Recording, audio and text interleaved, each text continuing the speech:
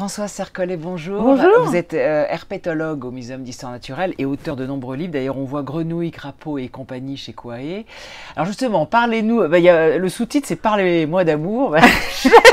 Parlez-moi d'Anour. Ah, d'Anour. Ah, parce que les grenouilles oui. et les crapauds font partie de ce que l'on appelle les Anours. D'accord. Donc du coup, je me suis amusée avec ce nom-là parce que j'ai fait l'hymne à l'Anour.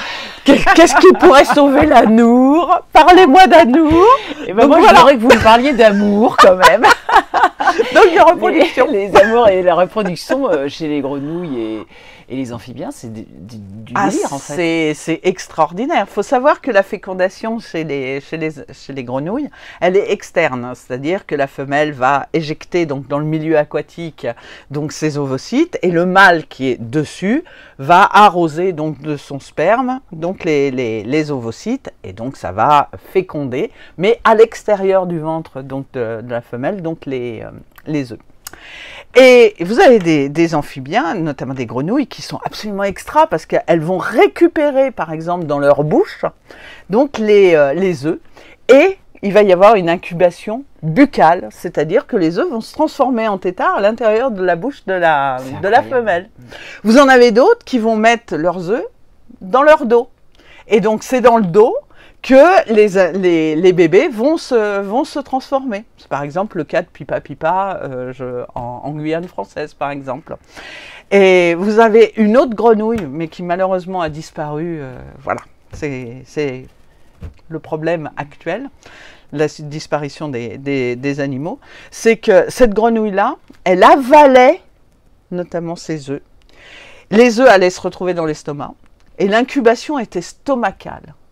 Et au moment donc de la naissance donc des têtards, eh ben la femelle vomissait donc des petits têtards. Extraordinaire. Incroyable. Incroyable. Ah oui, c'est vraiment des animaux extraordinaires. Et en France, on a notamment un petit anour qu'on appelle l'alite accoucheur. Et alors lui, il est extraordinaire.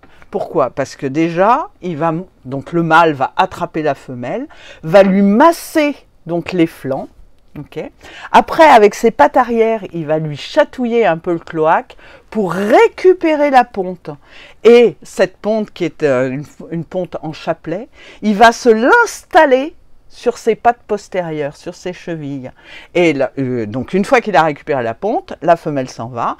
Et c'est le mâle qui va garder donc, et s'occuper donc, de cette ponte en milieu terrestre, jusqu'à ce que les têtards soient prêts à éclore, et là, il ira à la mare pour que les bébés puissent sortir donc, dans le milieu aquatique. On l'appelle l'alite accoucheur, et il y a des populations même à Paris. Ah, ouais.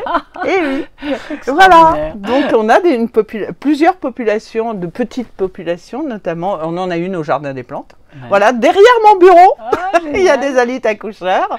Il y en a d'autres au cimetière du Père-Lachaise. Voilà, donc vous voyez, l'alite accoucheur, c'est un petit amphibien que les gens connaissent certainement par son chant.